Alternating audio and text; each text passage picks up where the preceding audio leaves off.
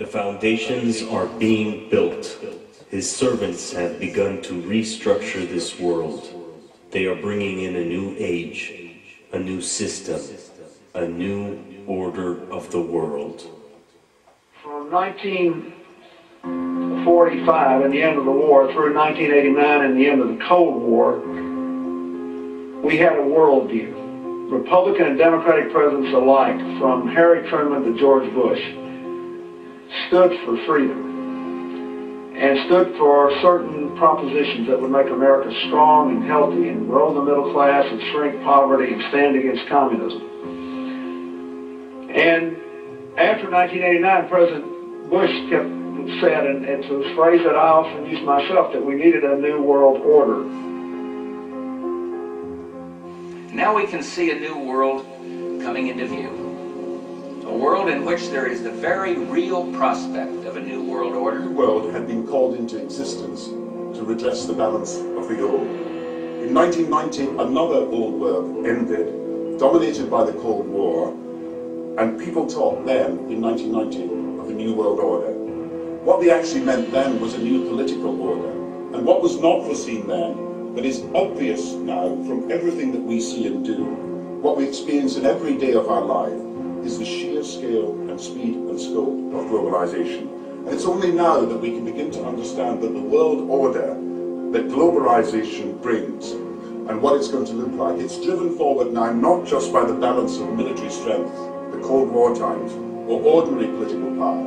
It's being driven forward by a seismic shift in economic power that we see around. We have before us the opportunity to forge for ourselves and for future generations a new world order, a world where the rule of law, not the law of the jungle, governs the conduct of nations.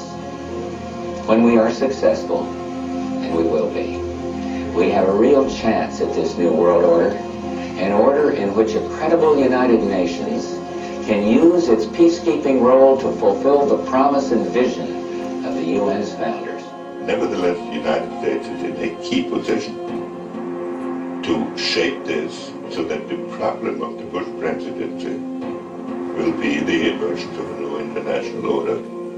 Within the next 4 years, we will see the emergence of a new international order. The beginning of a new international order. And the hope that each of us has to build a new world order in which nations and peoples with different systems and different values can live together in peace, to build a new world order, to build a new world order, to build a new world order.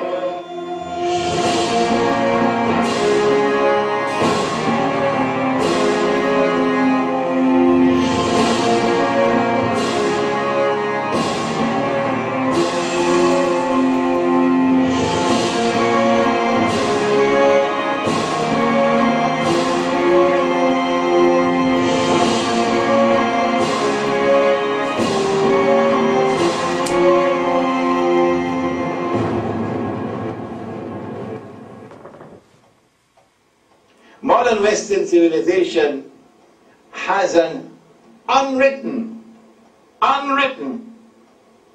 conception of the end of history, which is connected with the Holy Land. There is an actor at work in modern Western civilization.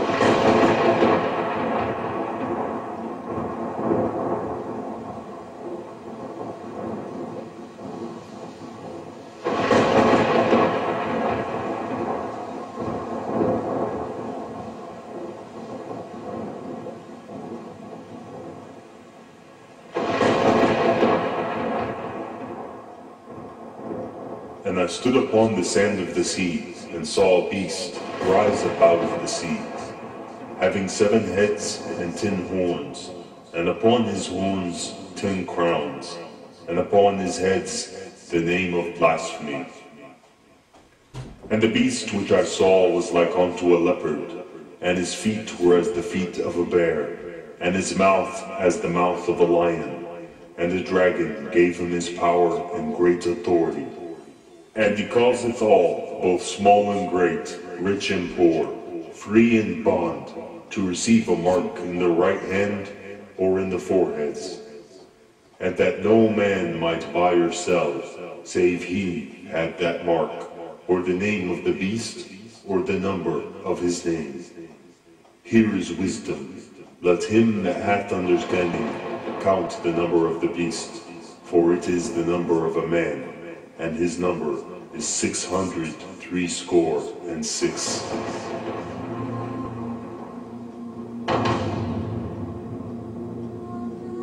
When dealing with the subject of Antichrist's servants, research will show that symbols are of utmost importance to the ones who currently hold control.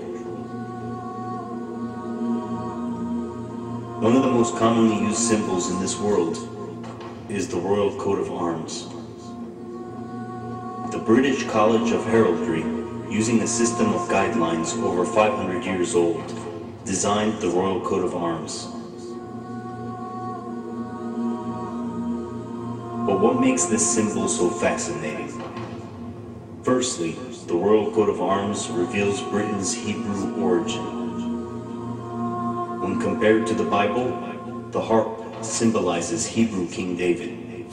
The biblical roaring lion and the unicorn holding up the shield symbolizes the nation of Israel. However, these are just minor details in a sinister plan. The Royal Coat of Arms as a whole contains all of the symbols referenced in the Book of Revelations, describing the Antichrist Dajjal himself. Do you notice the 10 lions with their 10 crowns in the shield? The feet of a bear, the body of a leopard, and the mouth of a lion. The dragon that gave him power and authority. Has the symbol of the Antichrist become so widespread that it is found in virtually every home on the planet?